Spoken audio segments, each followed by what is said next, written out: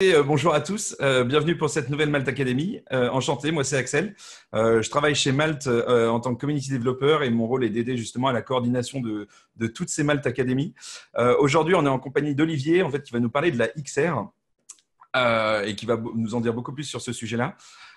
Pour une petite présentation quand même assez succincte de Malte, les créateurs des Malte Academy. Donc, on est une entreprise de mise en relation entre les clients et les freelances. Pour rappel, on a une communauté de plus de 180 000 freelances en France et en Europe, notamment en Espagne et en Allemagne, et plus de 90 000 clients qui travaillent avec nous. On a lancé justement quelques initiatives face à la situation un petit peu catastrophique de ces derniers temps et à cette crise sanitaire. Donc, plusieurs initiatives comme une initiative d'information sur l'actualité, notamment surtout par rapport au coronavirus. Donc, vous pouvez aller voir toutes les infos et toutes les nouvelles sorties, notamment par rapport au freelancing sur notre site covid19.mal.fr. On a lancé aussi une initiative d'aide où on permet à nos freelances, d'ailleurs si vous êtes freelance et inscrit sur Malte, vous pouvez rajouter le hashtag Ready to Help. En fait, ça vous permet de ressortir en fait sur notre moteur de recherche et de dire en fait au service numérique, enfin au service de santé que vous pouvez justement donner vos services bénévolement par rapport à ça. Et dernière initiative, bien sûr, ça on est là pour ça, c'est une initiative de formation avec les Malte Academy. Donc c'est là, c'est ce sur quoi on va tabler aujourd'hui. Je vais vous laisser avec Olivier qui va du coup nous parler de la XR. N'hésitez pas, si vous avez des questions, vous avez l'onglet Q&R, donc questions et réponses, et si vous voulez converser ou envoyer des petits messages dans l'onglet converser. Donc je vous laisse en compagnie d'Olivier. Très bonne Malte Academy, on se retrouve à la fin. Et voilà, à toi Olivier. Top. Merci Axel. Du coup, bonjour à tous. Alors déjà, je vais partager mon écran pour commencer, pour que ça soit plus simple. Ça doit être celui-ci, partager l'écran. Hop. Donc, du coup, merci Axel pour cette introduction. Donc, ce que je vous propose, c'est pendant une heure et quart, ça va être de discuter de la XR. Donc, vous allez pouvoir découvrir ce que c'est la XR. Donc, c'est autour de la réalité augmentée, la réalité virtuelle et la réalité mixte. Et de découvrir qu'est-ce que c'est, à quoi ça sert, d'où ça vient et quels sont aujourd'hui les enjeux pour les entreprises et quelles sont les évolutions qu'on voit en fait avec les usages d'aujourd'hui dans les nouvelles technologies et les usages de demain, voire un peu de prospective. Donc rapidement, en fait, pourquoi moi j'ai monté un studio qui s'appelle Six Freedom, un studio d'AR/VR. Et une de nos volontés dans ce studio, c'est de pouvoir partager au plus grand nombre les technologies immersives pour que les gens puissent les comprendre et se les approprier, parce que selon nous, les technologies immersives vont prendre la main sur en fait, il y a eu d'abord les technologies l'ordinateur qui s'est répandu, comme vous le savez, depuis les 30 dernières années. Ensuite, il y a eu le mobile, le smartphone, et on pense, nous, que l'AR et la réalité augmentée, la réalité virtuelle vont prendre le pas après sur ces technologies et venir compléter un peu les possibilités et les usages de ces technos-là. Et donc, on essaye de les faire partager un maximum. Et donc, on est très content je suis très content de pouvoir faire cette Malte Academy avec vous. Donc, est-ce qu'il y en a certains qui connaissent un peu la RVR? Est-ce que vous avez pu essayer certains casques, des casques de réalité virtuelle ou pas? Comme je ne vous entends pas et je ne vous vois pas, je vais regarder si les QNR, si j'arrive à les afficher. Ah, ça s'affiche là. OK. J'espère que tout le monde m'entend en tout cas. Et si ça marche pas, si vous m'entendez pas, n'hésitez pas à me dire que je puisse couper ma vidéo. Donc c'est parti. Ce que je vous propose, donc ça va être une présentation en 3 étapes. D'abord, je vais vous présenter donc les technologies immersives et quelles sont les définitions et quels sont un peu les outils associés. Ensuite, je vais vous proposer de faire un tour d'horizon des cas d'usage. Donc, quelles sont aujourd'hui les possibilités. J'ai essayé d'être assez exhaustif, assez varié, que ce soit aussi bien sur du commerce, de l'ingénierie ou de la culture. Et enfin, je vous parlerai des enjeux des réalités immersives dans les entreprises et surtout avec la situation actuelle, ça s'y prête pas mal. Je vous propose pour commencer une petite vidéo. Donc, je vais juste changer mon écran pour pouvoir vous présenter cette vidéo. En fait, c'est une vidéo qui va vous permettre déjà de bien vous plonger dans le cœur de ce que sont les technologies immersives. Et comme une vidéo vaut plus de 1000 mots. Normalement, ça devrait vous donner un bon aperçu des choses. Hop, j'espère que vous voyez bien la vidéo. Normalement, ça devrait être pas mal. Donc là, en fait, ce qu'on voit, c'est un ingénieur. Donc, c'est une vidéo pour Microsoft Layout, qui est un outil Microsoft. Microsoft travaille beaucoup sur ce sujet-là parce qu'ils ont raté un peu les smartphones. Aujourd'hui, il n'y a plus beaucoup de smartphones Microsoft.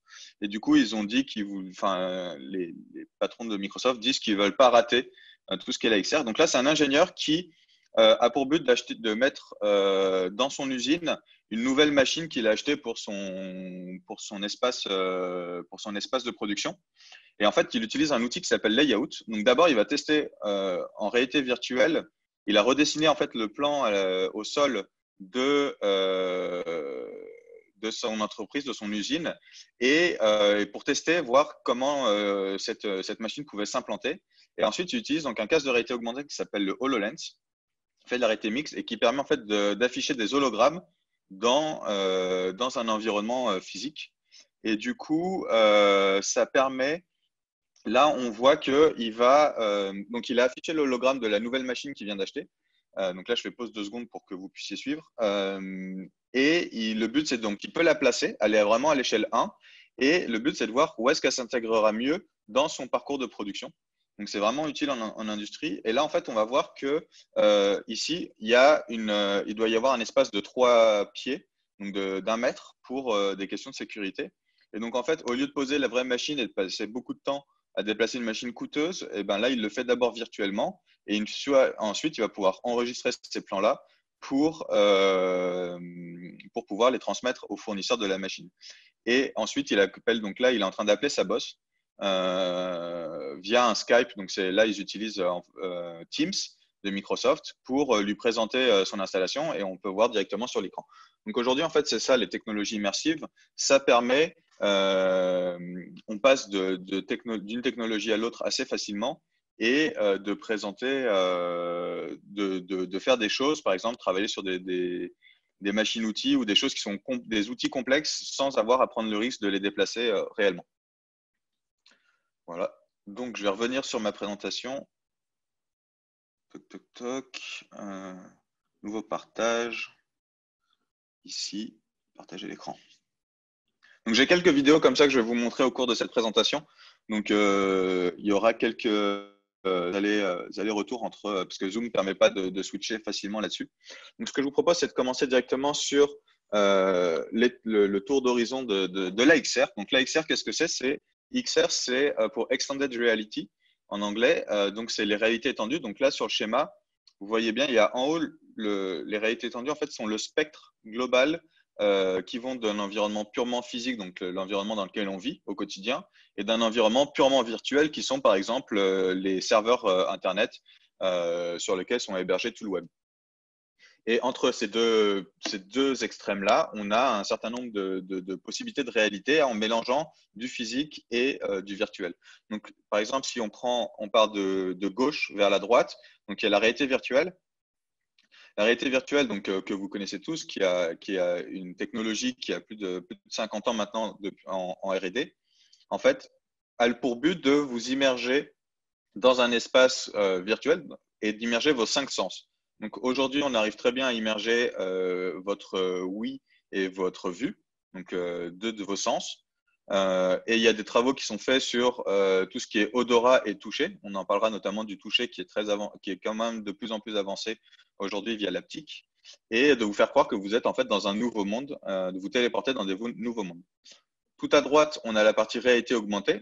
Donc là, le but, c'est de filmer la réalité et d'ajouter des éléments virtuels. Donc, vous pouvez connaître facilement Pokémon Go, où on peut afficher en fait des petits modèles 3D dans la nature.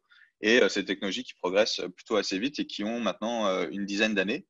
Et au milieu de ça, il y a la réalité mixte qui, elle, permet en fait d'afficher des modèles 3D, des hologrammes dans la réalité. Et notamment le HoloLens de Microsoft qu'on a vu dans la vidéo juste avant est assez pertinente à ce sujet-là. N'hésitez pas à poser des questions parce que comme je ne vous vois pas, ce n'est pas forcément facile de savoir qui pose des questions. Alors, Jean-Yves Tran qui dit « Oui, je connais, ce n'est pas super nouveau. » Non, effectivement, ce n'est pas super nouveau, ces technologies-là. Ce qui est nouveau, c'est plutôt les usages qu'on va en faire. vous allez voir ensuite. Donc, effectivement, alors, il y a deux choses. Il faut savoir, par exemple, là, on va partir sur la réalité virtuelle. La réalité virtuelle, c'est une techno qui a effectivement plus de 60 ans, parce que ça a commencé une quinzaine d'années à peu près après l'ordinateur. Mais en revanche, ça a évolué très vite et c'est sorti vraiment de R&D ou de certains laboratoires de grandes entreprises à partir de 2012. Donc en fait, c'est ces 7 dernières années où on a un changement de paradigme, c'est-à-dire qu'avant, on est sur des technos qui sont très chers, à plusieurs millions d'euros en coût et en installation, à quelques milliers d'euros. Et aujourd'hui, un casque de VR, si vous prenez par exemple l'Oculus ou le HTC, et ben en fait, ça vaut 450 euros pour un casque autonome. Donc c'est là où il y a un changement de paradigme et aujourd'hui, beaucoup plus d'entreprises vont s'équiper sur ces technos-là. Alors j'essaie de suivre en même temps les questions. Il y a Jean-Yves qui pose beaucoup de questions. Alors j'essaie de répondre à tout. Les données sont-elles lourdes en AR/VR? La 5G sera-t-elle aidante? Alors, les données sont lourdes. C'est les modèles 3D qui sont lourds. Aujourd'hui, on a la capacité aujourd'hui sur des casques de VR indépendants. Comment dire? On a une technologie, on a la même puissance qu'un smartphone. Donc, vous regardez les meilleurs jeux vidéo de smartphone et c'est la qualité que vous aurez. Si vous mettez un ordinateur de rendu, puisque vous pouvez connecter votre casque de réalité virtuelle avec un PC de rendu, et du coup, là, vous avez beaucoup moins de limitations.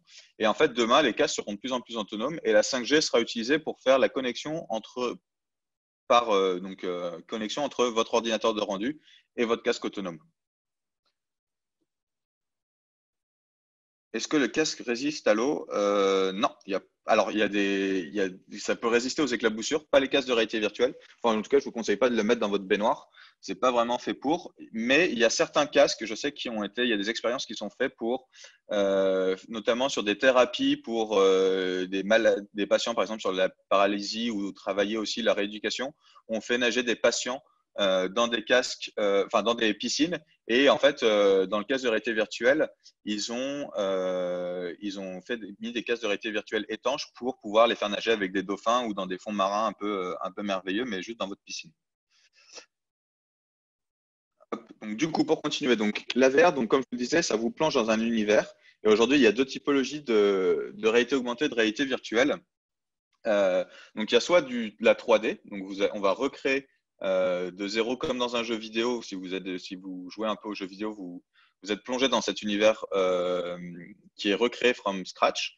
Et de l'autre côté, il y a des univers filmés en 360 où il y a des films qui ont été réalisés, beaucoup utilisés pour de la communication ou de la présentation d'entreprise. Et là, vous allez pouvoir, on filme et on peut rajouter aussi de l'information numérique sur ces films. Et en fait, vous voyez tout autour de vous, c'est un film à 360 degrés.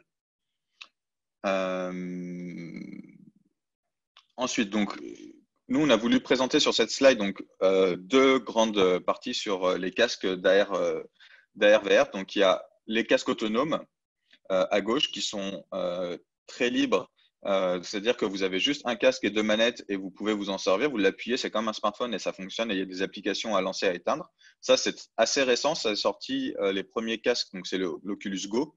Et ensuite, l'année dernière, sont sortis l'Oculus Quest et le HTC Vive Focus Plus. Et ce sont deux casques à quelques centaines d'euros, 450 pour le Quest et quelques 600 euros, je crois, pour le Focus Plus, et qui vous permettent en fait d'avoir un casque avec 6 degrés de liberté. Donc, c'est-à-dire que vous pouvez vraiment avoir toutes les translations possibles et vous balader dans votre environnement virtuel. De l'autre côté, il y a un casque branché, donc un casque PC, qui est beaucoup plus puissant, qui est utilisé par exemple en architecture parce que vous avez besoin de montrer des environnements très riches en détails et de très haute qualité. Et du coup, il faut un ordinateur puissant pour le faire tourner, comme dans les meilleurs jeux vidéo finalement. Et du coup, ils sont plus qualitatifs, mais avec un coût plus élevé parce qu'il faut un ordinateur VR ready plus le casque en lui-même qui coûte entre 800 et 7000 euros pour les plus chers. Le Varjo est à 7000 euros, mais il était conçu pour l'architecture et notamment l'automobile. Parce que je vais vous montrer après qu'on s'en sert notamment dans le milieu automobile pour concevoir des voitures. Alors, les cardboards ont quelle place dans laquelle on place donc, c'est une question de Didier. Dans lequel on place son smartphone peut-il être considéré comme un casque de VR? Ouais, tout à fait. Alors, les cardboards sont des casques de VR. Mais aujourd'hui, je les présente plus parce que, alors, sauf si on a un usage vraiment, on veut montrer un peu ce que c'est la VR et faire découvrir à un public très très large parce que le coût est très très bas. C'est 1 euro ou 2 euros un cardboard et on peut les acheter en quantité sur Alibaba. Parce qu'aujourd'hui, un casque autonome, en fait, c'est très limité dans les usages et les entreprises. Nous, on travaille beaucoup sur dans la VR et la réalité augmentée, la réalité virtuelle, c'est très utilisé dans le milieu professionnel. Et du coup, il y a des usages qui ont besoin d'être plus développés et plus appuyés. Mais effectivement, à des titres de communication, etc., si on doit diffuser à un grand nombre de personnes, les cardboards sont vraiment utiles. Alors, je vois que vous posez beaucoup de questions, donc peut-être que je referai un petit tour à la fin avec Excel. Je relirai toutes vos questions pour être sûr que j'en ai pas oublié. Et je vais avancer sur la conversation, enfin sur la présentation pour être sûr qu'on soit dans les temps. Donc ensuite, il y a la deuxième catégorie, c'est la réalité augmentée mobile, donc qui est née avec les smartphones. Donc, il y a des avantages et des inconvénients. C'est un peu le pendant, la réalité augmentée mobile des cardboards VR pour répondre aussi, enfin, pour avancer sur la question de Didier. Donc, les smartphones, en fait, ils permettent finalement, ils filment la réalité via la caméra et ensuite, ils vous permettent d'afficher des modèles 3D. Donc, je citais tout à l'heure Pokémon Go. Il y a aussi l'application IKEA qui avait beaucoup de succès, qui permettait d'afficher le catalogue IKEA, parce que IKEA a tout son catalogue en 3D, et donc on pouvait afficher différents meubles en réalité augmentée. Alors aujourd'hui, c'est très facilement à beaucoup de gens, parce qu'aujourd'hui, à peu près tout le monde est équipé en smartphone, c'est un des outils technologiques les plus diffusés. Il y a juste un peu de logiciels, et il y a des logiciels aujourd'hui très pointus, dont je vais parler dans 2 secondes. Et par contre, c'est très peu immersif, puisqu'on voit en fait la réalité augmentée via un écran. Et donc, en fait, le cerveau a du mal à lire et à se rendre compte des échelles. Et donc, par exemple, dans le cas d'IKEA, c'était un très bon coup de communication de la part de la marque, mais c'était pas comme ça que vous allez pouvoir facilement refaire votre décoration de maison, parce que, par exemple, vous ne pourrez pas avoir une vue d'ensemble avec tous les mails, avec tous les modèles 3D. Et donc, en fait, aujourd'hui, il y a… Pardon. Hop. Aujourd'hui, donc, il y a 3 gros logiciels et 3 gros outils pour faire de la réalité augmentée mobile. Il y a ARKit, donc ça, c'est pour Apple. AirCore, c'est pour Google. Et Vuforia. Et en fait, donc Vuforia est une société américaine indépendante qui travaille beaucoup dans le B2B, donc avec beaucoup des industriels, et qui fait des logiciels pour l'industrie, combinant de l'IoT, de la réalité augmentée et du big data. Et en fait, aujourd'hui, c'est une des plus grosses sociétés de réalité augmentée. Ils font 50 millions d'euros de chiffre d'affaires sur ces sujets-là. Et il existe un dernier outil qui s'appelle AR Foundation, qui permet de faire de l'AirCore et de l'AirKit ensemble, qui a été créé par le moteur de jeux vidéo Unity. Et enfin, donc, la dernière technologie sur ce sujet-là, sur les XR, sont en fait les réalités mixtes. Donc, les réalités mixtes, en fait, le but, c'est de combiner, d'essayer de mettre sur un même niveau d'égalité l'environnement physique et l'environnement réel. La vision, si je vous donne la vision de ce à quoi ça correspondrait, ce serait des lentilles qui vous permettent d'afficher une surcouche numérique sur une surcouche numérique sur l'environnement physique. Et aujourd'hui, donc ça, c'était la vision notamment de Magic Leap, qui a le casque en bas à gauche. Ensuite, il y a Microsoft qui travaille dessus, et il y a Leapmotion qui a fait un casque open source. Donc, si vous avez un peu de temps et pas mal de matériel pour faire de l'impression 3D, etc., vous pouvez construire pour quelques centaines d'euros ce casque-là en open source. Donc aujourd'hui, ça, c'est des solutions qui sont sorties sur le marché, donc grand public, professionnel grand public. Il s'est sorti en 2015 et aujourd'hui, ça a 5 ans et il y a principalement 2 casques, c'est soit le Microsoft HoloLens, soit le Magic Leap One. Et c'est un casque, donc c'est hyper pratique, c'est très utilisé en industrie ou dans les milieux créatifs. En revanche, c'est des coûts très élevés. Un HoloLens, ça coûte aujourd'hui 3 500 € hors taxe, et un Magic Leap One, c'est 2 500. Donc, ce n'est pas des casques qui sont aujourd'hui à portée de tout le monde. C'est pour ça qu'aujourd'hui, la réalité virtuelle est plus connue du grand public que ces casques-là. Donc, sur cette slide, en fait, je voulais vous présenter aussi quelles technologies étaient utilisées pour quel cas d'usage. Donc, il y a vraiment deux grandes familles de cas d'usage. Il y a une partie formation et acculturation. Donc, aujourd'hui, j'en reparlais dans le chapitre 2 de la présentation. La réalité virtuelle est vraiment utilisée et pertinente dans tout ce qui est formation ou immersion. Comme je vous le disais, on vous téléporte dans un nouveau lieu. À l'inverse, la réalité augmentée, elle, est plutôt sur de la collaboration parce que c'est facile de mettre plusieurs personnes avec un smartphone qui vont voir les mêmes hologrammes, etc. et pour de la collaboration. Et la réalité mixte, en fait, a pour but de se placer entre les deux. Donc, pour prendre quelques cas d'usage qu'on voit, par exemple, si vous prenez réalité virtuelle et immobilier, ça, c'est la BNP qui travaille en fait pour mieux vendre ces biens immobiliers à distance. Ils ont créé le POD avec une startup française qui permet en fait, vous venez en agence pour visiter des biens immobiliers et vous êtes dans un cube avec un casque de réalité virtuelle et il y a un agent qui vous fait une visite à distance d'un bien immobilier qui a été modélisé en 3D. Juste à droite, il y a sur l'industrie, par exemple, c'est une formation qui a été créée pour GRT Gaz dans le but de former plusieurs centaines de personnes à la maintenance en fait de stations de décompression. Donc, il y a du gaz à haute pression qui doit être amené sur un réseau de plus petite taille et donc doit être décomprimé. Et comme c'est des manipulations qui ne peuvent pas être faites de manière régulière, là, c'est pertinent pour former des gens. À l'inverse, du coup, on voit la réalité augmentée, donc par exemple sur la partie retail, qui est très utilisée pour tout ce qui est communication, tout ce qui est très pratique pour faire tout ce qui est événementiel, etc. Et donc là, on voit, c'est un magasin Nike qui permettait de faire une démonstration avec des joueurs en réalité virtuelle, en réalité augmentée, pardon, qui jouaient avec un ballon et qu'on pouvait voir dans un magasin en animation. Il y a par exemple Zara qui a fait toute une collection où, avec son smartphone, on pouvait voir cette collection avec des mannequins en réalité augmentée qui apparaissaient à travers de son smartphone dans certaines vitrines de magasins Zara.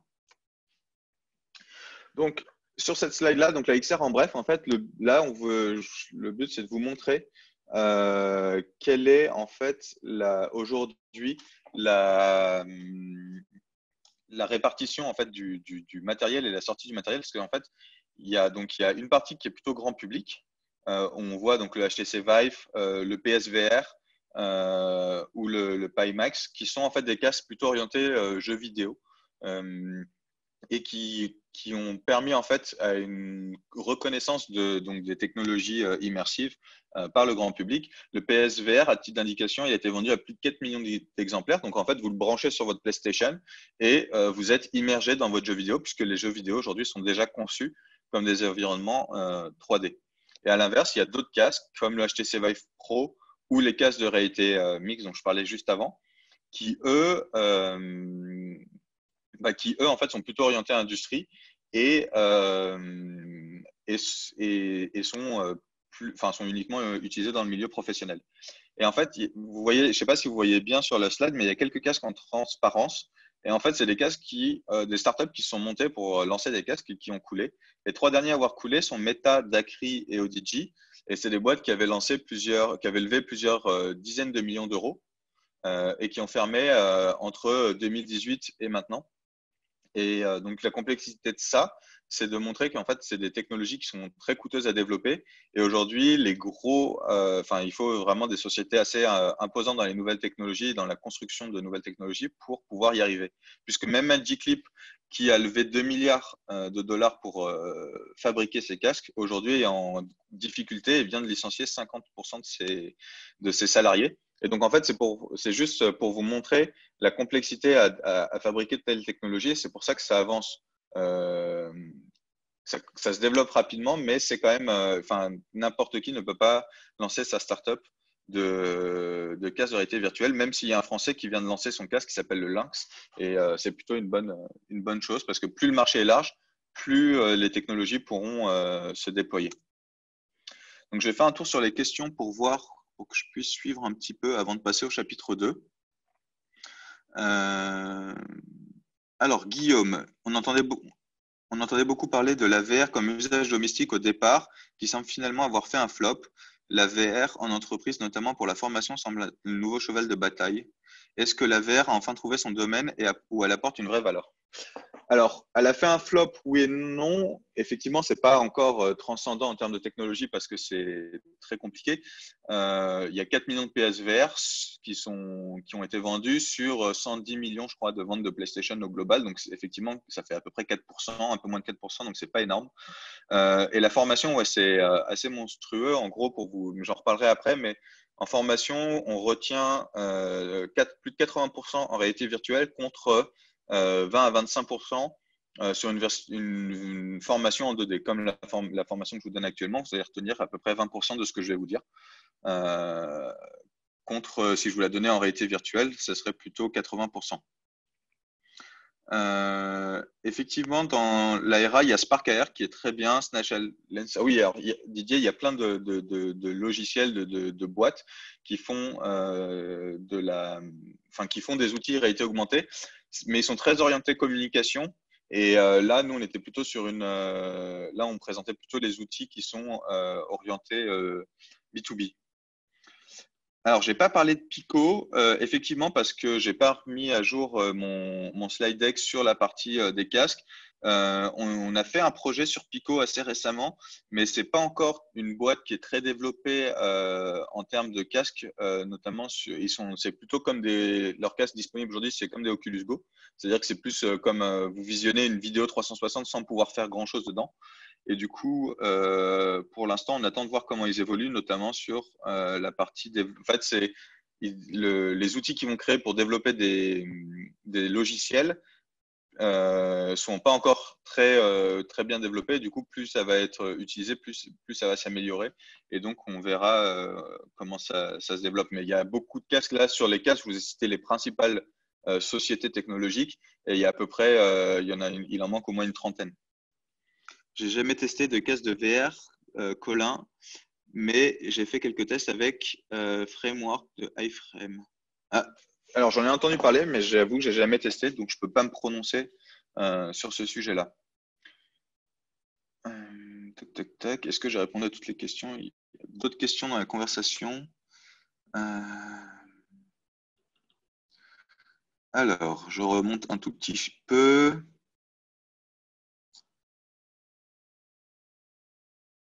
Alors, il y a Zahir qui nous dit oui, je développe des applis VR pour Unreal. Ouais, effectivement, Unreal Engine est plus orienté.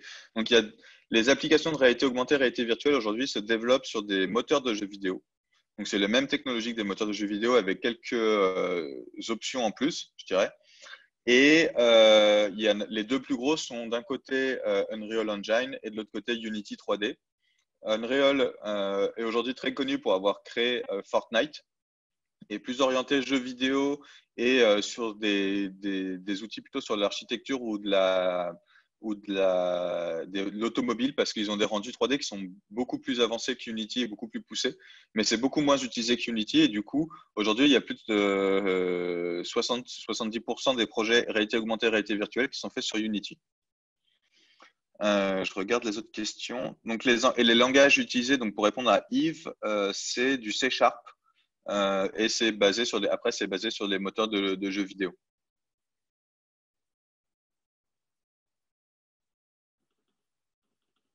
Hop. Donc voilà, Pico, effectivement, donc pour revenir sur Pico, c'est plutôt bien. Nous, on a bien aimé en tout cas travailler sur un des casques, mais ils sont encore limités, ils n'ont pas encore de casque avec 6 degrés de liberté. Donc après, ça dépend vraiment des besoins. Ce que je vous propose donc pour cette deuxième partie de la conférence, ça va être de faire un tour d'horizon des cas d'usage. Alors comme ça va pas être facile de switcher à chaque fois entre mon PowerPoint et les vidéos sur YouTube, ce que j'ai proposé à Axel, ça va être qu'il vous envoie le slide deck avec le lien. Il y a tout le lien des vidéos dedans. Donc vous aurez accès au PDF et vous pourrez regarder. Vous voyez donc chacune des vidéos pour voir un peu qui travaille sur quoi et comment. Donc là, le but, c'est de vous présenter un peu un tour d'horizon du monde professionnel et comment la XR impacte en fait, les modèles de travail. Et c'est pour montrer en fait que finalement, aujourd'hui, beaucoup de gens disent que les technologies immersives sont un peu c'est un peu surf sur une hype et sont plutôt un effet de mode qu'un vrai outil de travail.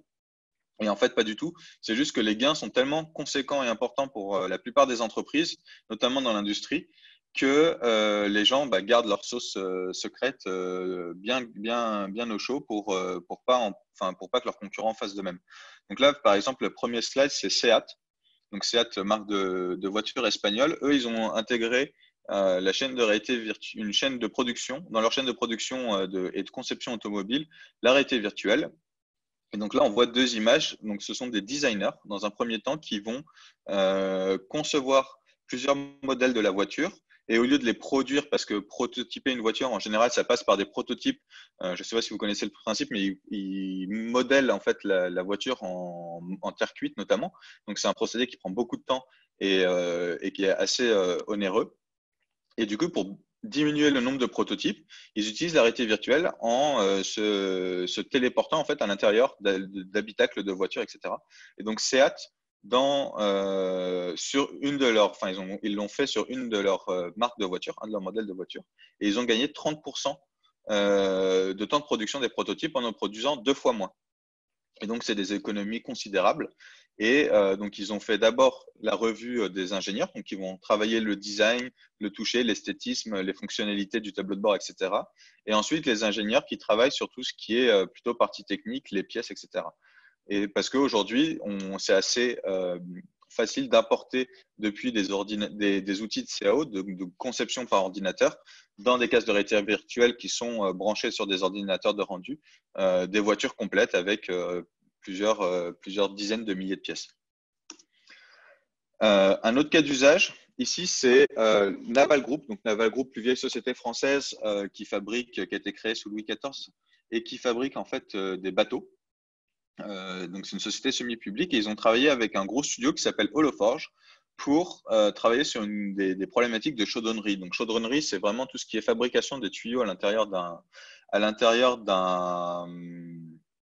bateau ou d'un espace donné. Et en fait, là, le HoloLens permet d'afficher donc les modèles 3D de certaines parties complexes du tuyau pour s'assurer qu'elles soient aux bonnes dimensions, puisqu'il permet d'afficher en fait les modèles 3D à l'échelle 1. Et donc, en fait, là, ça permet de gagner énormément de temps. En fait, à chaque fois si on arrive avec son tuyau déjà fait et qu'on le positionne et qu'on se rend compte qu'il n'est pas la bonne taille, il faut le recouper, le ressouder, etc. Alors que là, on va tester vraiment les bonnes dimensions et ensuite, on peut en sortir un plan. Et les personnes qui vont fabriquer ces tuyaux, le fournisseur qui va fabriquer ces tuyaux, peut avoir directement les bonnes mesures. Il y a par exemple un cas d'usage, donc ça, c'est pas des cas d'usage qui existent. Il y a peu de cas d'usage sur Internet, donc il faut vraiment fouiller pour pouvoir les trouver. Mais j'avais cité une conférence Microsoft où L'Oréal faisait un retour sur un cas d'usage. Vous avez utilisé le HoloLens pour positionner des cuves de shampoing et de produits, qu'ils fabriquent chez eux, de produits chimiques. Et c'était la première fois en faisant des tests en amont avec le HoloLens pour vérifier que les modèles 3D rentraient bien dans l'espace prévu. Ils ont envoyé ces modèles 3D à leurs fournisseurs et en fait, c'est la première fois qu'ils livraient et en temps et en heure et sans avoir à refaire le produit. Et donc, en fait, le fournisseur est super content parce que il arrive à livrer en temps et en heure et sans coût impacté pour lui. Et L'Oréal est livré, avance beaucoup plus vite sur ses projets. Donc, il y a énormément de cas d'usage comme ça où juste le fait de tester des modèles 3D dans un espace réel, c'est un gain de temps énorme pour les industriels. Donc, ça, c'est plutôt des outils. Là, on parlait de cas d'usage pour de l'aide à la production. Maintenant, on peut par exemple parler de la formation. Donc, je vous parlais tout à l'heure de GRT Gas. Donc là, on voit un peu mieux. Je vous conseille de regarder la vidéo qui est plutôt bien faite. C'est un studio français qui a réalisé cette formation.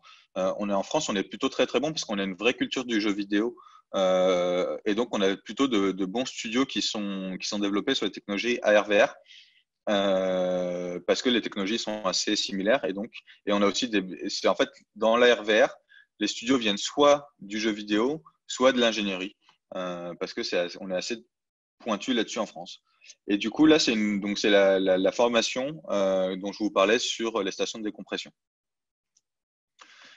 Ici, pareil, c'est un outil de conception donc, où la personne va tester des vannes d'arrivée de chauffage et de gaz pour un bâtiment. Et donc, du coup, il va pouvoir en fait récupérer depuis son ordinateur le modèle 3D, l'afficher pour vérifier qu'il s'implémente bien dans l'espace prévu. Et ensuite, on voit dans l'image du bas que la personne en fait a appelé quelqu'un de son équipe pour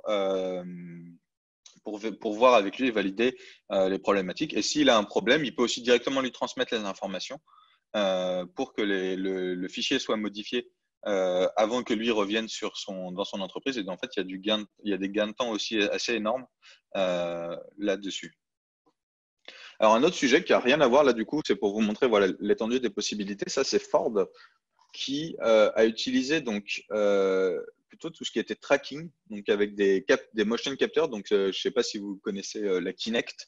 Donc là, c'est des Kinect qui ont été utilisés. C'est un outil qui a été créé par Microsoft pour dans le but de capturer les mouvements du squelette d'une personne. Donc, c'est-à-dire, vous avez les différentes sections de votre corps, les bras, le tronc, les jambes et la tête. Et en fait, quand vous bougez, ça permet de suivre votre corps. À ça, ils ont rajouté, donc là, on voit une combinaison avec des petits cubes sur la combinaison, si vous regardez un peu dans le détail. Et en fait, ces cubes sont des capteurs de mouvement. Et donc, en combinant les deux, ils ont analysé les positions de travail de tous les opérateurs d'une usine Ford pour vérifier qu'ils aient la bonne posture de travail et que la conception du poste de travail était bien réalisée. Et en fait, ça leur a permis de faire descendre donc, de 70% le nombre de blessures au travail. Et donc aujourd'hui, ce projet-là, par exemple, il est en train d'être diffusé dans toutes les usines Ford en Europe. Donc c'est quand même quelque chose de très opérationnel, et d'un outil qui est assez facilement déployable aujourd'hui. Donc c'est plutôt pratique. Donc là encore un autre secteur d'activité, plutôt sur l'activité de vente, où on voit finalement, donc là c'est une société qui produit des matériaux d'isolation et des matériaux à partir de composants chimiques, tout ce qui est matériaux de construction. Et en fait, donc, vendre des choses comme ça, c'est pas toujours facile de faire des présentations de vente in situ. Et en fait, là, le HoloLens permet, donc, ce qu'on voit dans le mur, c'est en fait un hologramme, donc c'est une projection de la réalité où on présente un peu la composition de son mur avec les couches d'isolation phonique ou thermique et comment ça va améliorer en fait la construction de son bâtiment. Et donc, en fait, ça permet, par exemple, là, de mieux vendre un produit et d'en faire une présentation. Donc, par exemple, le HoloLens est aussi utilisé pour montrer des produits qui sont soit souvent complexes et qu'on ne peut pas transporter, soit des produits qui ne sont pas visibles forcément à l'œil nu ou pas. Et puis, ça permet aussi de rendre sexy certains produits. Parce que vendre des matériaux d'isolation, ce n'est pas toujours simple.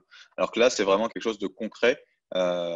Et ça crée un peu d'amusement dans la manière dont c'est fait.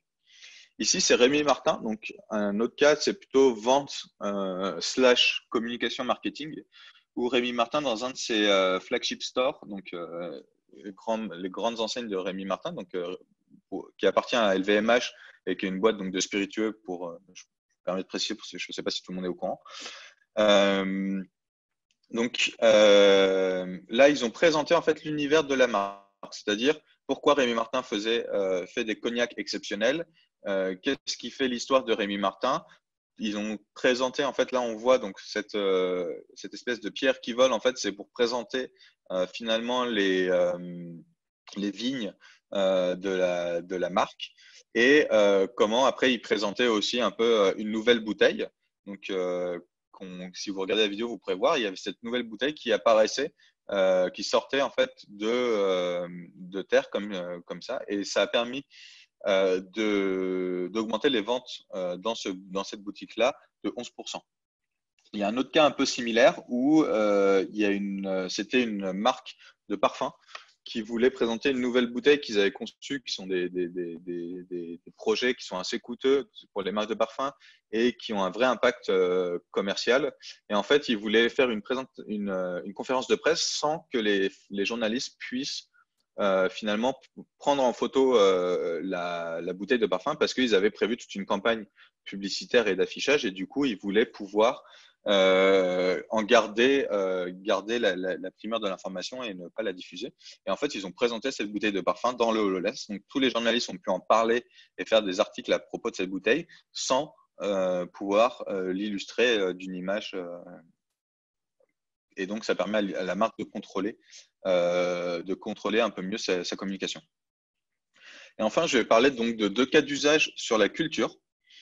Donc, ces cas d'usage-là, donc c'est pour montrer un peu d'autres possibles. Là, c'est de la sauvegarde, c'est plutôt dans un cadre de sauvegarde du patrimoine. Dans ce cadre-là, en fait, ils ont voulu sauvegarder une abbaye en Angleterre. Et donc, en fait, ils ont utilisé des technologies de XR pour modéliser finalement cette abbaye et pouvoir la visiter en réalité virtuelle. Donc, ils ont utilisé 2 technologies. Le Faro Focus Laser, en fait, c'est un appareil photo qui envoie des points laser, des centaines de milliers de fréquences laser pour capter en fait la surface du bâtiment et le modéliser. Je ne sais pas si certains d'entre vous ont eu la chance de voir cette exposition à Paris à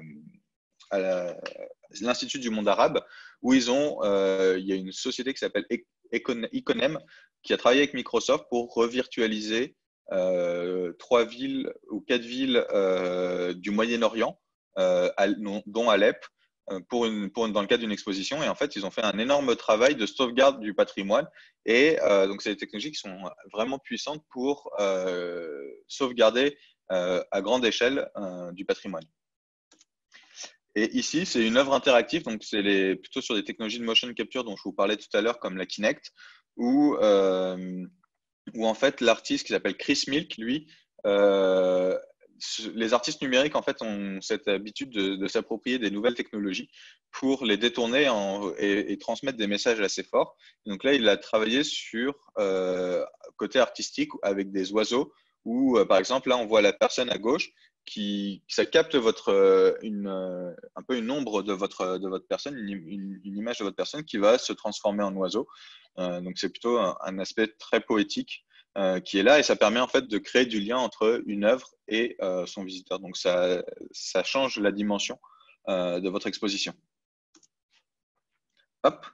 Donc on arrive au 3e chapitre, donc le 3e et dernier chapitre de cette conférence. Le but c'est de faire un peu le point sur ce qui se passe actuellement en entreprise et comment les nouvelles technologies immersives vont impacter notre mode de travail dans les entreprises à plus ou moins court terme. Et notamment en prospective, vous verrez, on présente la vision de certains grands patrons dans les technologies qui ont une vision assez pointue, assez poussée là-dessus.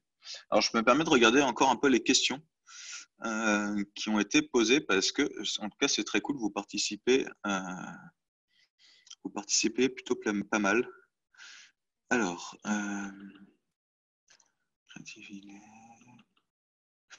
il y a Jean-Yves qui posait la question, le motion capture est intéressant dans une optique de rendez-vous en XR. Alors oui, mais vous allez voir, j'en parle juste après, justement dans le 3e chapitre, mais le motion capture aujourd'hui encore à ses débuts. C'est compliqué d'avoir quelque chose de vraiment fluide parce que ça coûte cher. Par exemple, une combinaison comme celle que vous avez vue dans le cas de Ford, dans le cas d'usage de Ford, ça coûte aujourd'hui à peu près entre 2000 et 2500 euros. Donc, c'est pas tout le monde ne peut pas s'équiper aujourd'hui. Je parle du grand public, mais il est déjà possible. Il y a une société danoise qui est plutôt bien avancée là-dessus, qui fait des salles de conférence et des salles de réunion en réalité virtuelle. Et ça marche plutôt bien. Et du coup, notre avatar est animé par les mains et par le mouvement de la tête. Alors, effectivement, Jean-Yves, l'olfactif pour le cas de Rémi Martin, c'est plutôt pertinent.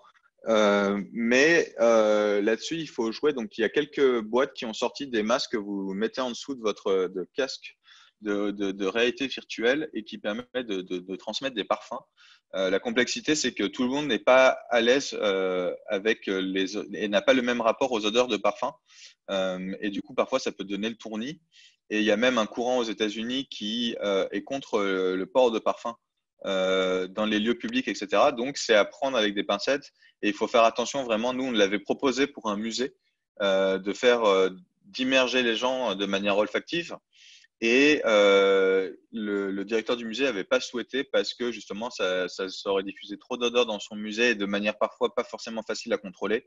Et du coup, c'est pas toujours top. Mais il y a le musée du parfum à Grasse qui a travaillé là-dessus. Ils ont fait des boîtes à parfum pour faire découvrir différentes senteurs et c'est plutôt bien fait. Donc oui, c'est quelque chose qui va se développer de plus en plus. Alors, je regarde maintenant sur la partie donc les conversations, parce qu'il y a le Q&R et les conversations, donc j'essaie de rater aucune question. Tac, tac, tac. Ouais, alors 6D.ai, ils viennent de se faire racheter. Là, je vois Guillaume qui me parle de 6D.ai sur le WebAR. Ils se sont fait racheter dans le but, en fait, 6D.ai, c'est une société qui a pour but de faire un peu comme Google Maps, mais à un niveau encore supérieur, c'est-à-dire que Google Maps, vous avez vraiment l'extérieur de toutes les villes et un peu de la planète qui ont été filmées et dans lequel vous pouvez évoluer dans un environnement 3D photogrammétrique. Et 6D.ai, donc photogrammétrique, c'est-à-dire c'est basé sur la capture de photos. Et 6D.ai veulent faire la même chose, mais même dans les environnements privés. C'est-à-dire que le but, c'est pour eux, c'est d'avoir l'intérieur de la maximum de maisons, d'immeubles, de bureaux, etc., pour recréer des mondes 100% virtuels. Toc, toc, toc.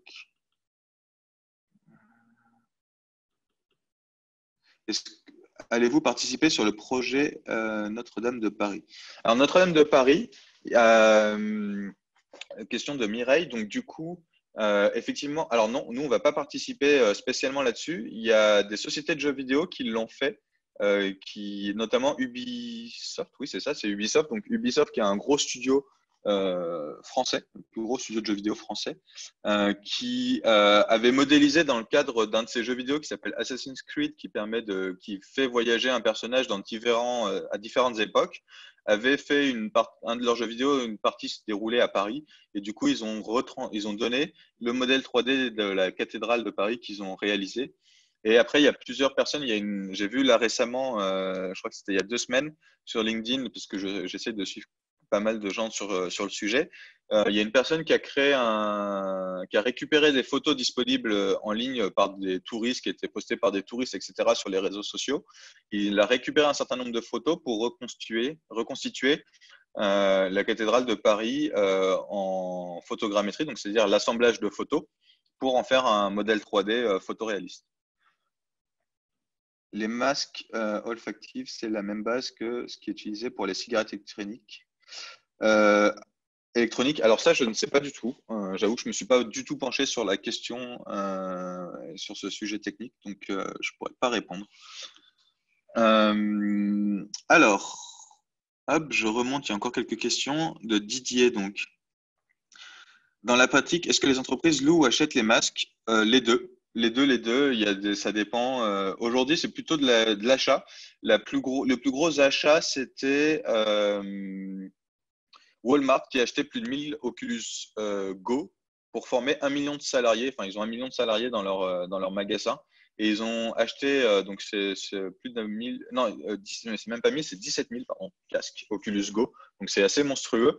Et le but, en fait, c'était de former dans les magasins américains, il y a beaucoup d'outils, donc de distributeurs et de choses comme ça sur lesquelles ils doivent former les salariés. Et donc, au lieu de leur filer des PowerPoint et les mettre tous dans une salle de conférence, ils leur donnent un casque de réalité virtuelle et ils peuvent apprendre et faire les manipulations directement, un peu comme un PowerPoint en 3D. Et donc, ils ont gagné énormément de temps et d'apprentissage là-dessus. Est-ce que les masques sont facilement obsolètes? Alors, pas tant que ça. parce qu'aujourd'hui, on n'a pas on n'a pas un turnover aussi rapide finalement que dans un ordinateur, par exemple, ils en sortent des nouveaux tous les 6 mois. Mais après, vous pouvez le garder plus longtemps. Il n'y a pas trop d'obsolescence. Et dans la XR, il n'y a pas trop d'obsolescence software, donc logiciel, et ni d'ailleurs hardware.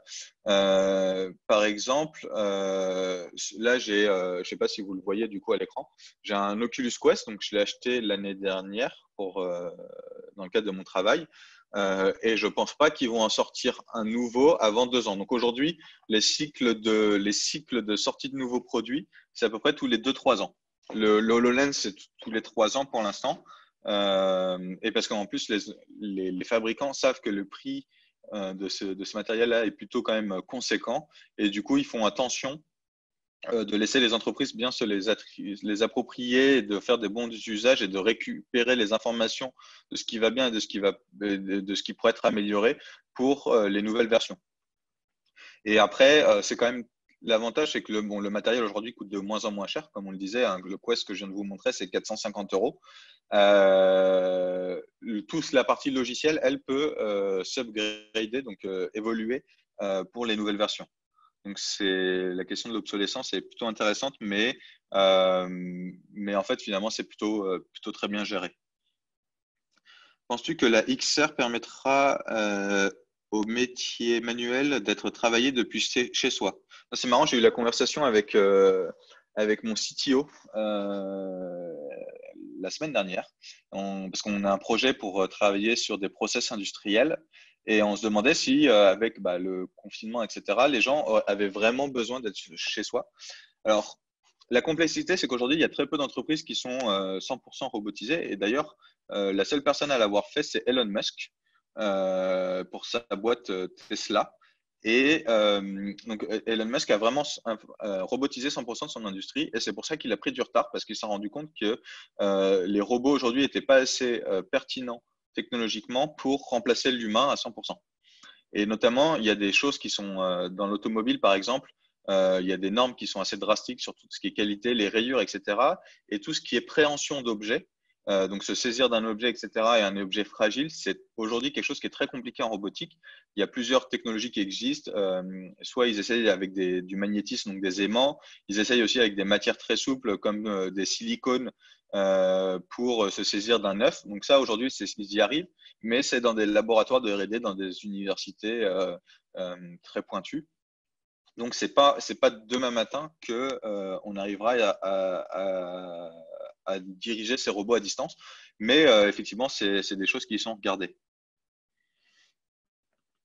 Sébastien, Facebook vient d'annoncer aujourd'hui, je crois, qu'il travaille sur une nouvelle version d'Oculus Quest qui devrait sortir en 2021, mais les modifications ne devraient pas encore rendre la première version obsolète. Ouais, alors, ils ont même présenté des premières versions, ce qu'ils appellent les dômes,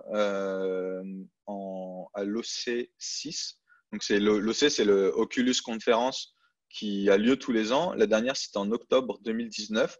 Et c'est là où ils ont présenté, il y en a un où en fait, donc là, le casque, en fait, une des choses qui est gênante, c'est que c'est assez lourd sur l'avant de la tête. Et du coup, parce qu'il y a la batterie dedans, notamment, et il y a tout l'ordinateur. Enfin, c'est comme un gros smartphone qui est dans le casque, et du coup, ça pèse assez lourd. Et donc, en fait, dans les nouvelles versions qui vont sortir, il n'y aura plus que la partie lentille, écran et batterie, et tout le reste sera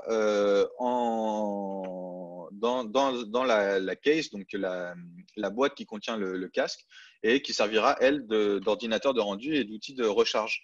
Et en fait, ils communiqueront en fait le casque et la case via des procédés d'échange de données, donc soit de la 5G, soit du Bluetooth, selon les constructeurs. Ça, c'est pas encore défini, mais c'est pas pour tout de suite. Et effectivement, ça rendra pas les casques obsolètes, parce qu'il y a des gens qui utilisent encore les Oculus Consumer Version 1, donc qui sont les modèles sortis en 2016.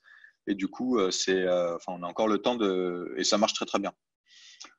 J'ai jamais testé un casque de VR, mais non, ça c'est bon, j'ai tout lu, je crois. Maeva qui pose: que pensez-vous de la VR documentaire pour sensibiliser les gens? La VR, ça a un énorme impact.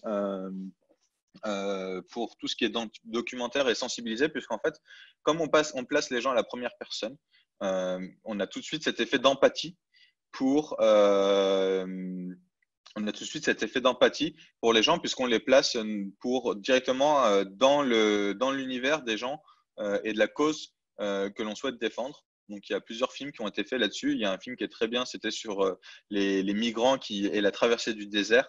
J'ai oublié le nom du film et qui avait eu beaucoup de succès. Il y a aussi un film qui a été utilisé pour présenter le parcours d'un jeune enfant dans un camp de réfugiés et dont je crois que c'était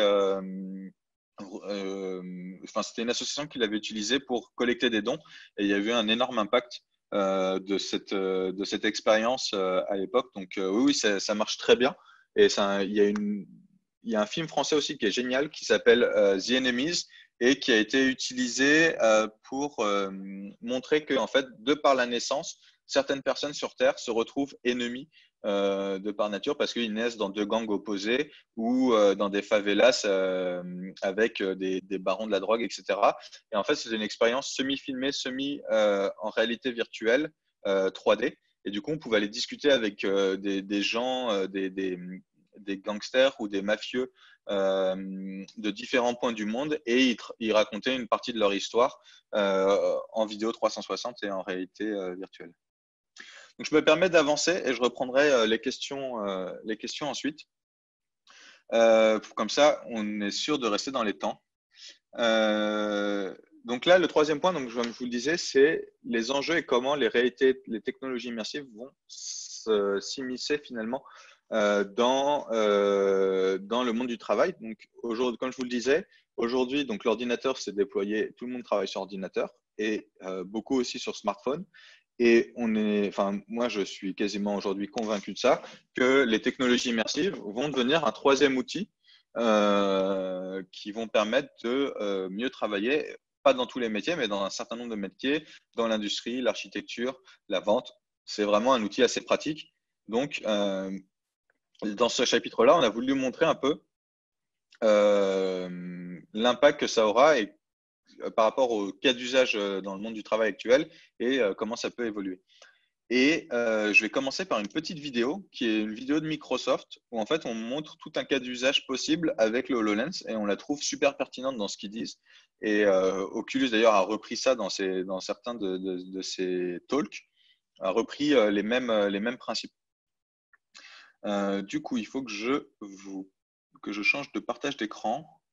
Où est-ce que j'ai mis Zoom, moi? Ici. Voilà.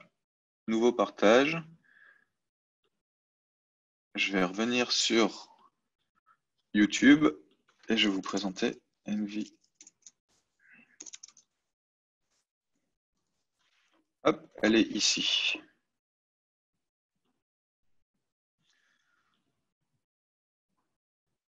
Donc moi, je vais vous la commenter en temps réel. Donc en fait, c'est l'histoire de Penny. Donc Penny, c'est une designer d'espace qui bosse pour une marque de chaussures futuriste et qui a été chargée de concevoir un nouveau concept store pour une de ses clientes. Donc là, elle arrive en fait dans un magasin, dans l'espace qu'elle a choisi et elle avait déjà préparé en amont soit en réalité virtuelle, soit sur son ordinateur, le contenu de ces espaces-là. Et donc là, par exemple, on voit, donc ça, c'est vraiment ce qu'il est possible de faire aujourd'hui avec un HoloLens, où elle peut prendre des hologrammes. Donc en fait, elle voit la réalité, l'environnement physique dans lequel elle ajoute plus d'informations.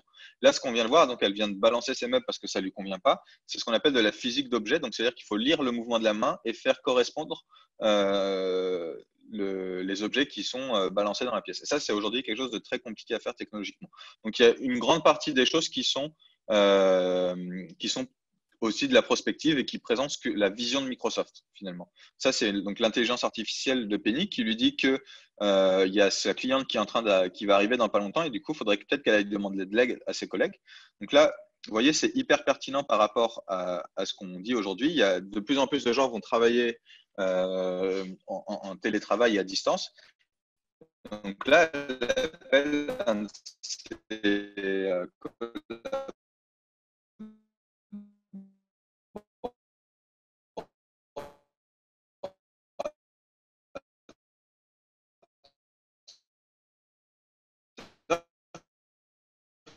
dans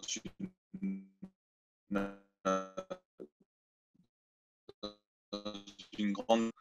Et il n'utilise pas des manettes de réalité virtuelle qu'il a dans les mains, mais c'est dans son espace noir, il y a un avatar. On va la présenter dans un autre espace. Ça, c'est Kai, donc, qui est le chef de projet produit. Ça, et donc, la vision, lui, c'est de pouvoir se téléporter. Mais donc, on parlait tout à l'heure du motion capture pour les avatars.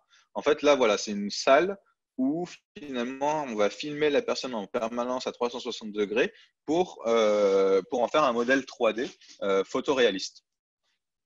Donc là, on voit Kai et Samy qui se téléportent avec Penny dans sa salle de travail pour lui filer un coup de main. Et donc là, elle lui dit qu'elle est un peu en galère et qu'elle n'arrive pas à trouver des bonnes idées pour concevoir son espace de vente. Et donc, il y a Kai qui va lui proposer d'aller se balader sur Internet et ils vont ouvrir l'Internet de demain. Voilà. Ça, c'est comme ça que Microsoft présente son nouveau Internet Explorer. Aujourd'hui, ils n'en sont pas du tout là.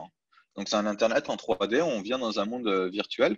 Donc là, comme Kai, il est toujours filmé, c'est pour ça qu'on le voit de manière photoréaliste. Donc, il représente son avatar de manière réelle, alors que les autres sont plutôt dans des avatars puisqu'il n'y a pas de caméra pour les filmer. Donc là, ils vont chercher dans un flux de modèles 3D des inspirations. Donc là, ils s'inspirent de techniques, des inspirations japonaises. Et on voit qu'ils peuvent tous dessiner de manière différente. Donc Penny, comme elle a un casque HoloLens, elle peut dessiner avec ses mains. Kai, il a pris un stylo qui lui permet de dessiner. Donc c'est un stylo dont le tracé est suivi avec un capteur. Et Samy, lui, il utilise ses manettes pour déplacer les objets et les concevoir. Et donc là, ils ont fait leur prototype en VR et hop, ils le scalent dans l'espace. Bon, aujourd'hui, ça ne se passe pas comme ça. Et là, il y a un truc assez intéressant. Ce qu'elle vient de faire, c'est, je ne sais pas si vous connaissez tous l'outil Pipette qui permet de récupérer n'importe quelle couleur sur Internet et d'avoir la référence pour l'utiliser dans une présentation ou autre. Et là, ils font la même chose, mais en récupérant des couleurs de l'environnement réel pour le mettre dans le virtuel. Et ça, c'est aujourd'hui quelque chose qui est fait. Alors, ça existe, mais c'est plutôt de la R&D encore. Et voilà. Et donc là, il y a sa cliente qui arrive. Donc, il y a l'intelligence artificielle de Penny qui permet de faire la traduction parce qu'il ne parle pas la même langue en temps réel, en reconnaissance de langage. Et là, elle sort son HoloLens et elle voit la décoration qui a été prévue, enfin la mise en place du concept store. Et du coup, elle est satisfaite. Et voilà. Et là, donc, il y a l'IA qui fait, là, vous ne pouvez pas l'entendre, mais je vous laisserai regarder la vidéo, qui fait de l'humour. Donc ça, c'est quelque chose qui est aujourd'hui très peu probable. Et il y a même ils font un check. Sauf que Samy, comme il n'est pas là, c'est aussi quelque chose de technologiquement très compliqué à faire. Mais ça montre très bien la vision de Microsoft dans le souhait de Microsoft dans le monde du travail et à quoi peuvent servir ces technologies immersives. Donc, c'est plutôt vraiment intéressant. Donc, je vais revenir sur ma présentation. Hop. Donc, aujourd'hui, on va aborder il y a 3 sujets spécifiques sur les évolutions et l'impact sur le monde du travail. Et après, il y aura 2 digressions qui seront, si on a le temps, sur la haptique et sur la formation. Donc là, c'est un des grands principes en entreprise, c'est de pouvoir partager ses idées, c'est-à-dire qu'on travaille tous et le but, c'est de mettre en commun ses idées pour pouvoir faire avancer des projets ou des choses dans le bon sens. C'est pour ça que les salles de projet sont très, très demandées, mais c'est difficile d'en avoir pour tout le monde. On utilise des outils comme PowerPoint, des outils de visioconférence comme maintenant, des écrans de monitoring pour suivre le trafic, par exemple, de son site web, etc. Donc ça, c'est aujourd'hui des outils qui sont très bien pour de la 2D. Mais par exemple, les salles, avoir une salle de réunion pour faire vraiment des projets, le meilleur environnement pour faire un projet, c'est d'avoir une salle de réunion attribuée pendant la durée de son projet, ce qui est aujourd'hui quasiment impossible dans les entreprises pour des raisons d'espace. Et donc, la réalité virtuelle et mixte pourrait convenir pour un certain nombre de choses. Donc là, par exemple, on voit C'est donc la boîte danoise dont je vous parlais, qui s'appelle Meeting VR et qui permet de faire des réunions à distance. Et je pense qu'en ce moment, ils doivent très bien marcher parce qu'il y a beaucoup de sociétés qui ont besoin d'échanger comme mieux en visio, parce qu'en visio, par exemple, je ne vous vois pas la réagir pendant cette conférence, donc c'est pas facile de discuter sans avoir de retour immédiat, alors qu'en réalité virtuelle, par exemple, on l'a et on peut se partager des objets, etc. Et pour partager les idées aussi, la réalité augmentée, par exemple, permet de présenter des choses qu'on ne voit pas dans l'environnement physique. Par exemple, là, en dessous, c'est une ville aux États-Unis qui avait utilisé la réalité augmentée pour c'est la personne qui s'occupe des maintenances des voiries, qu'ils n'aillent pas percer au mauvais endroit et qu'ils n'aillent pas percer des tuyaux. Et donc ça, c'est des choses qui existent et qui sont encore, on présente ça sous forme de R&D parce que ce n'est pas encore déployé à grande échelle comme peut l'être un smartphone ou finalement un ordinateur. Et là, on voulait vous présenter aussi, en troisième point, je voulais vous présenter la partie prospective. Donc, quelles sont les visions de soit certains artistes de science-fiction ou des artistes, ou la vision de grands chefs d'entreprise qui ont des sociétés très technologiques. Donc là, il y a 3 images de haut en bas. Donc en haut à droite, c'est The Machine to be Another. On parlait tout à l'heure, je crois que c'est Maëva qui posait la question de savoir si la réalité virtuelle était utile pour se mettre dans tout ce qui était autour de l'empathie et de se mettre à la place de l'autre. Là, Machine to be Another, c'est 2 artistes qui en fait, la réalité virtuelle leur permet d'échanger de corps. C'est-à-dire que la fille va voir le corps de l'homme et l'homme va voir le corps de la fille. Et donc, parce que c'est filmé et reprojeté dans le casque de réalité virtuelle, et pour voir quelles sont les sensations et qu'est-ce que ça pourrait faire d'être dans le corps d'une autre personne. Et aujourd'hui, ça a été utilisé notamment dans pas mal de laboratoires pour voir quelles étaient les sensations. Et effectivement, le corps, aujourd'hui, le cerveau ne fait pas la distinction entre votre corps réel et votre corps virtuel s'ils sont placés au même endroit. C'est-à-dire que si en réalité virtuelle, je vous pince sur un corps, même si le corps est sur un corps virtuel, eh ben vous allez sentir une sensation de pincement parce que votre cerveau pense que qu'on a pincé votre corps. Ensuite, donc c'est Ghost in the Shell, où là on voit complètement, c'est la transmission, donc c'est l'héroïne du film qui récupère les données d'un avatar et qui va comprendre finalement tout son monde et son point de vue et pourquoi il avait fait ses actions de rébellion face au gouvernement. Et en bas à droite, c'est les Gardiens de la Galaxie, qui, avec Mantis, qui elle est carrément capable de transmettre des émotions et des idées par le toucher. Donc ça, c'est un peu ce qui se passe dans le principe de la prospective, c'est de vous montrer un peu les champs des possibles et ce vers quoi certains chercheurs ou certains artistes essayent d'aller. Parce qu'effectivement, si je me connecte à vous, où j'arrive à vous transmettre directement mes pensées, vous avez l'information en temps réel et qui n'est pas déformée. Et du coup, vous allez tout de suite mieux comprendre ce que je voulais faire transmettre comme message. Ensuite, il y a donc tout ce qui permet en fait de rassembler les personnes sans les déplacer. Donc, effectivement, aujourd'hui, on est ultra connecté. Les smartphones et les ordinateurs nous permettent d'échanger de manière permanente. On a nos emails, ça, vous devez en recevoir toute la journée. Il y a des espaces collaboratifs comme Teams, qui sont vraiment pratiques. Les outils de visio, on voit en bas, c'est une salle de visio. Il y a des robots l'image du haut, c'est ce qui est intéressant, c'est le robot qui est à l'arrière-plan et qui permet finalement de suivre à distance des conférences ou des cours. Nous, j'avais une amie qui avait eu un accident et qui était 3 mois à l'hôpital et du coup, elle suivait les cours à distance via un robot comme ça. Et évidemment, le premier point, c'est aujourd'hui les transports, donc l'avion, le train, la voiture, parce que c'est très difficile de remplacer la présence physique, le langage corporel, etc. Vous voyez, en visio, c'est quand même pas le must. Mais aujourd'hui, on le voit bien, ça pollue beaucoup, et 2, avec des problèmes sanitaires comme le Covid, c'est parfois compliqué. Et donc, la réalité virtuelle peut permettre finalement de pallier à ça jusqu'à un certain niveau. Donc aujourd'hui, ce qu'il existe à petite échelle, donc par exemple là, c'est vraiment de la R&D, c'est ce que vous avez vu dans la vidéo où Kai était filmé en temps réel pour créer un avatar 3D. Donc l'image du haut, on voit le bonhomme qui est assis sur son rondin qu'on voit au centre de l'image, c'est un avatar 3D. La personne physique, elle est dans une autre pièce et on le voit en haut à gauche de l'image. Et il y a une autre personne qui est à droite, la personne qui est debout avec son casque de réalité augmentée. Elle voit donc ce modèle 3D et elle le voit réellement comme l'image qui est en bas à gauche.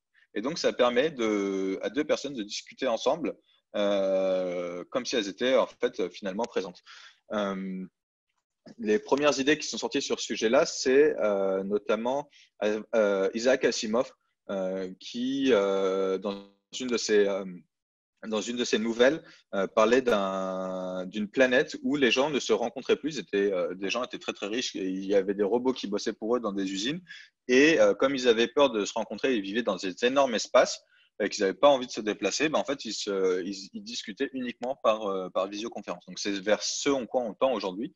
Et aujourd'hui, voilà, ça c'est le niveau, ce qu'on appelle le state of the art, donc ce qu'on fait de mieux aujourd'hui dans les universités et dans la vie courante. En dessous, c'est quelque chose qui est utilisable aujourd'hui si vous avez un HoloLens, par exemple, ce qu'on appelle du remote assist. Donc, vous êtes un technicien et vous avez du mal, vous avez oublié comment on change une pièce, etc. Vous pouvez appeler un ingénieur, par exemple un ingénieur méthode ou un ingénieur bureau d'études qui va vous envoyer des plans et vous dire, là on voit il y a une flèche et il lui indique, non, il faut que tu dévisses ce bouchon-là avant de faire ta manipulation. Et ça, aujourd'hui, c'est un logiciel qui est incorporé directement dans le HoloLens et qui a vraiment énormément de succès. Pour rassembler les personnes demain, du coup, on aura ce qu'on appelle la virtualité complète. Donc, c'est une des volontés de Elon Musk, encore lui, dans une de ses sociétés qui s'appelle Neuralink. Aujourd'hui, donc, il crée des petits implants cérébraux qu'ils implantent dans le cerveau.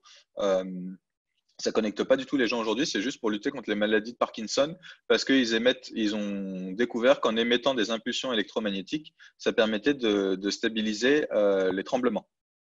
Mais à terme, son envie, c'est de faire ce qu'on appelle des interfaces homme-machine et de connecter directement le cerveau humain comme un ordinateur. D'ailleurs, lui, il pense que notre cerveau est un ordinateur et fonctionne un peu comme un système matriciel.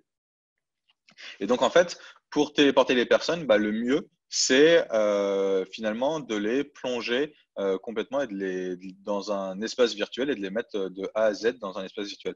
Donc, ce qui est aujourd'hui la vision de ces personnes-là, il y a notamment dans tout ce qui est transhumanisme, les gens qui travaillent sur le transhumanisme sont assez avancés là-dessus. Et eux, leur vision, c'est de faire des casques, ce qu'on appelle les casques synaptiques, donc qui vont récupérer les informations électriques, les signaux électriques de vos synapses pour immerger vos 5 sens et donc vous transporter après n'importe où sur Internet.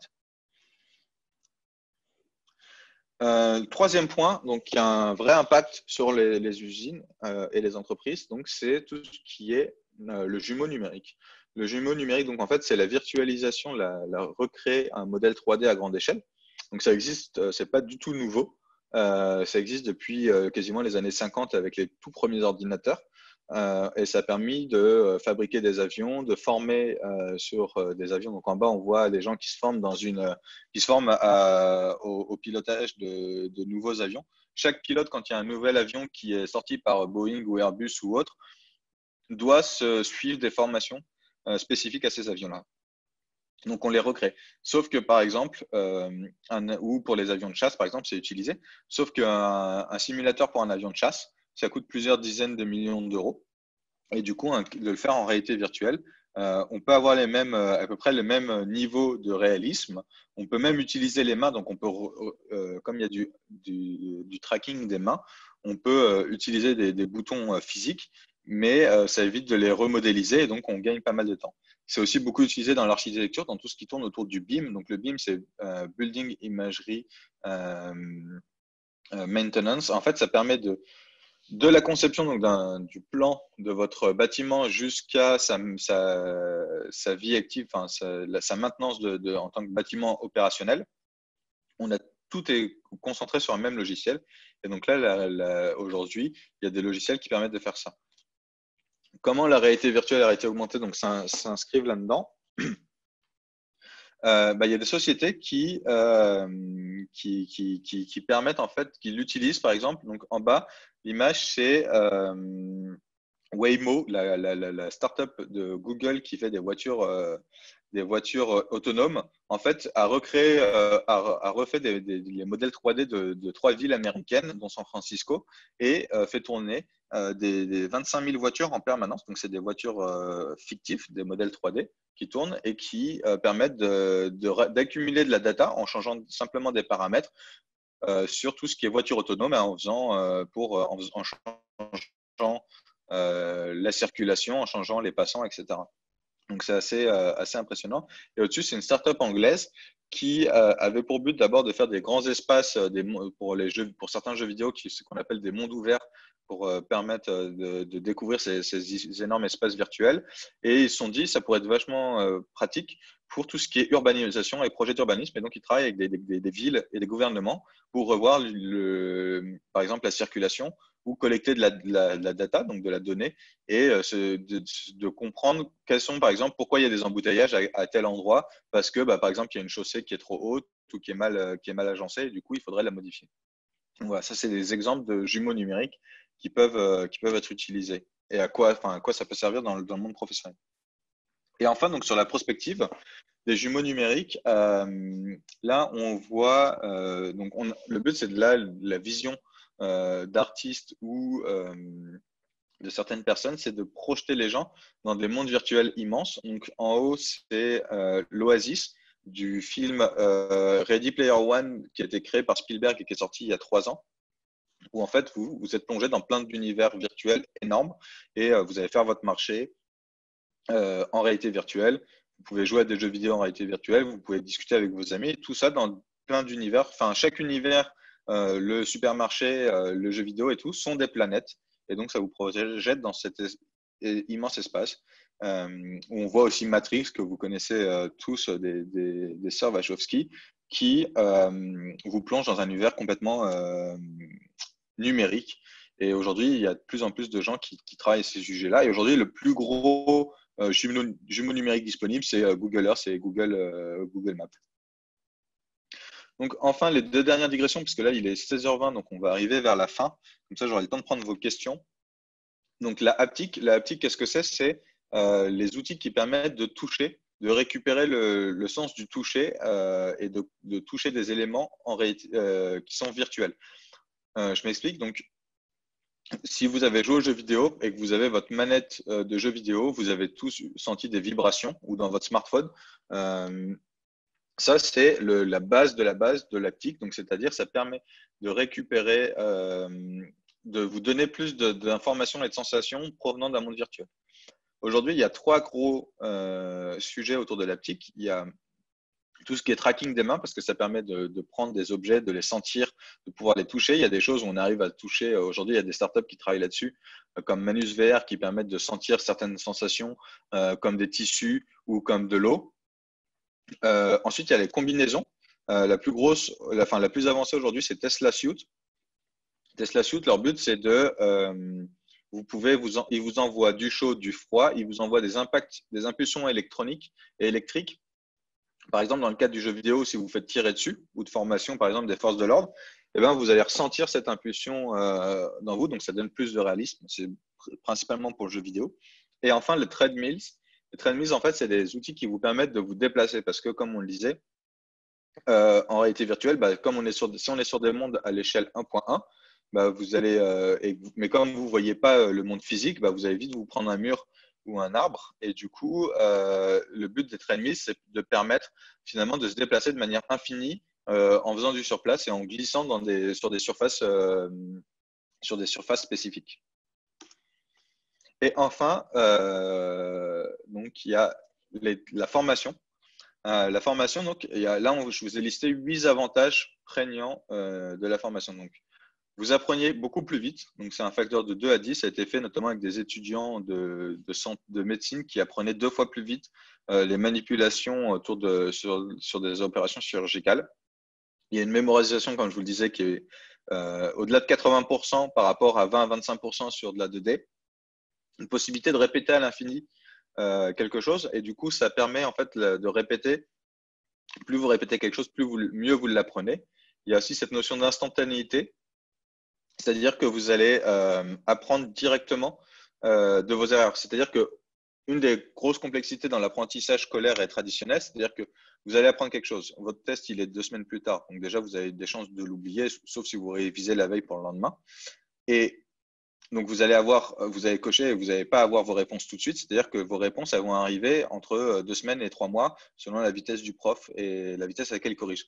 Du coup, votre cerveau va avoir du mal à retenir et à suivre le processus de pensée, de voir si vous avez fait si vous avez suivi le bon process qu'on a voulu vous enseigner.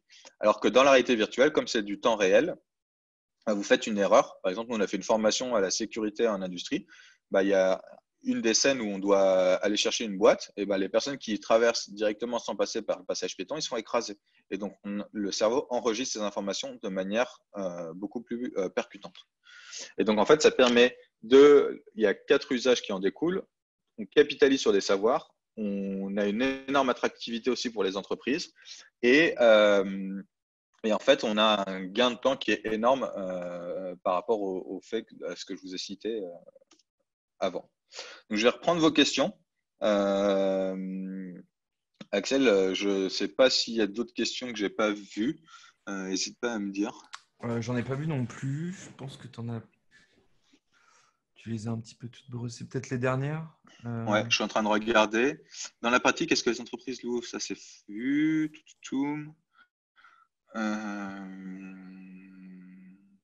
Alors là, j'en vois. Je suis UX et je me suis récemment formé à la XR. Donc, c'est une question de Decimira. Decimira qui nous demande avez-vous la possibilité de travailler avec des UX sur des projets? Alors moi, j'ai une petite base du XUI en design pour les projets. Donc aujourd'hui, je conçois mes projets. Mais effectivement, on travaille avec notre but, c'est de travailler à terme avec des designers parce que ça permet de bien concevoir les usages et donc d'être sûr que l'outil sera utilisé. Parce qu'il faut bien se rappeler d'une chose, ça c'est une chose très importante. Les technologies immersives, c'est un outil, c'est un média. Donc, ça n'est pas un objectif en soi. Donc, ce n'est pas quelque chose, si vous êtes amené à en utiliser. L'objectif, par exemple, si dans le jeu vidéo, c'est de s'amuser ou de vivre une expérience forte. Ce n'est pas du tout d'utiliser de la VR. Et la VR permet juste d'amplifier cette expérience qui est forte. Donc, c'est hyper important de travailler avec des designers d'expérience. UX, UI, pour ceux qui ne savent pas, c'est tout ce qui est design d'expérience. Et la place des UX, UI dans la XR, c'est très récent. Il y a 2 ans, c'est l'école qui est une école qui est top en design, qui s'appelle Strap College, a ouvert une spécialisation sur l'UX, UI. Et ils sortent des mecs, des designers vraiment qualitatifs. Et il y a aussi les Gobelins qui font de très bons chefs de projet ARVR. La XR et l'éthique. Alors là-dessus, nous, on a des partenaires qui s'appellent la VR Connexion, qui ont travaillé, qui ont écrit tout un document, vous pouvez leur demander, qui est censé être le premier. Donc la VR Connexion, c'est censé être le premier GIE basé sur les nouvelles technologies, donc groupement d'intérêt économique. Et ils ont écrit un manifeste sur l'éthique dans les réalités immersives, technologies immersives. Notamment, par exemple, le fait de pas vous, par exemple, pour donner un exemple tout bête, je ne sais pas si vous avez déjà mis un casque de réalité virtuelle, mais si on vous fait chuter d'un bâtiment, c'est très désagréable. Et par exemple, dans des formations sur la sécurité sur les bâtiments en hauteur, il est recommandé de ne pas faire chuter automatiquement les gens. Moi, du coup, j'ai testé une formation qui faisait ça et je peux vous dire que ce n'est pas du tout agréable parce qu'il y avait un minuteur pour répondre à des questions. Et si on ne répondait pas dans le temps en heure, on nous faisait chuter. Et en fait, je peux vous dire que c'est vraiment surprenant et c'est pas très agréable. Mais la marque qui développait cette formation avait tellement d'accidents de chute qu'ils vous préféraient que ce soit désagréable pour les personnes qui étaient formées et peu dangereux en réalité virtuelle plutôt que sur les toits.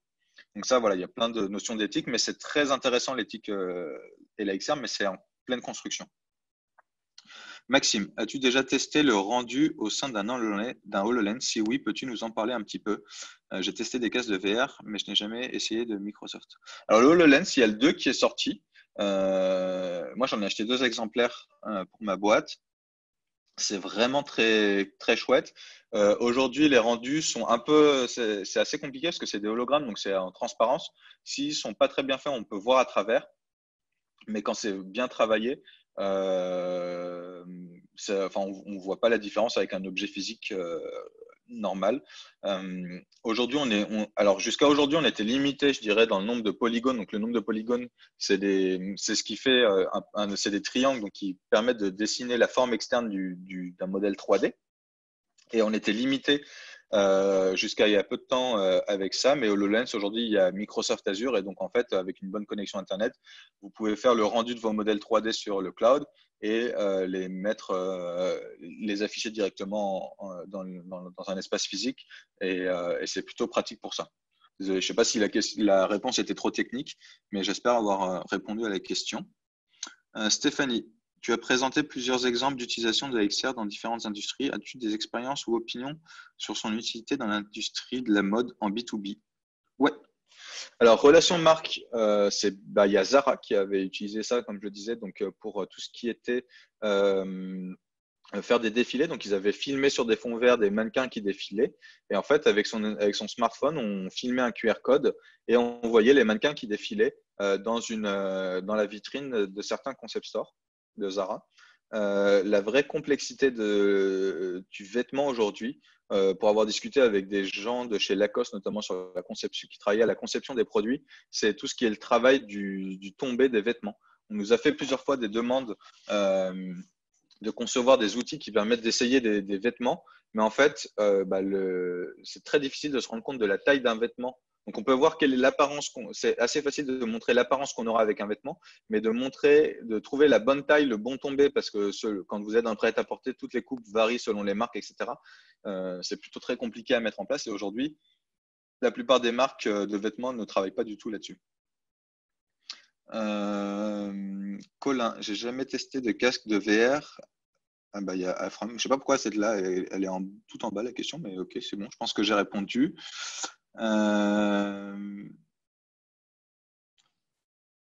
Alors, il y a Jean-Yves qui me dit, je suis motion designer, je veux travailler dans la XR demain. Vers quel skills dois-je m'orienter? Alors, en motion design, c'est les métiers qui sont apparentés, c'est plutôt tout ce qui est graphiste 3D, animateur 3D.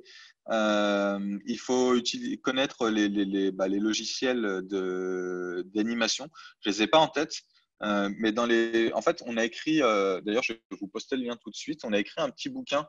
La conférence qu'on vient est issue a donné lieu à un e-book qu'on a écrit. Qui avait pour but de vraiment présenter encore plus en détail l'AXR. Et le dernier chapitre, c'est en fait un chapitre qui présente les différents métiers de la RVR. Et là-dessus, tu pourras trouver directement, je pense, toutes les réponses à tes questions.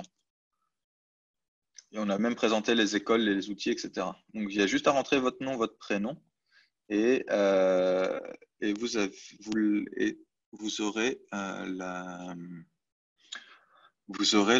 enfin, tu auras toutes les réponses que tu cherches, je pense. Donc, je vais le poster. Je ne sais pas où est-ce que je peux le poster? Je vais te le poster en réponse et puis je vais le mettre dans le.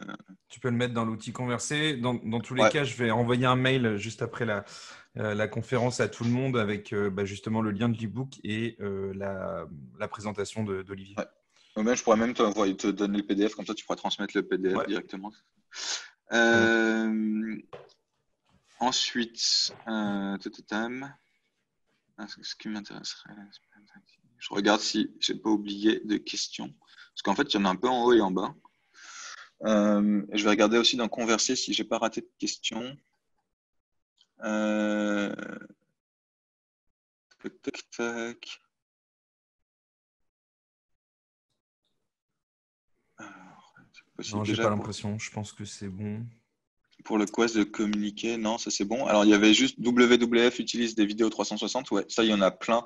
De plus en plus d'ailleurs d'associations pour transmettre leur message utilisent ces technos-là parce que aujourd'hui, c'est très simple. C'est une caméra de premier prix. Je crois que les premiers prix sont à 200 ou 300 euros pour une caméra 360. Donc, c'est assez simple. Le manga Sword Art Online aussi avec le Flux Lite, oui, bah sur tout ce qui est la question de Maeva, donc c'est effectivement Sword Art Online, c'est un des plus gros, une des plus grosses œuvres sur la réalité augmentée, la réalité virtuelle synaptique, donc qui en fait vous utilisez un casque qui s'appelle le Nerve et qui vous transporte dans plein de mondes virtuels. Voilà. Et il y a des IBM qui avaient fait des essais là-dessus, mais je crois qu'ils ont pour l'instant mis en pause. Enfin, c'est dans leur laboratoire, donc ils n'en parlent pas trop.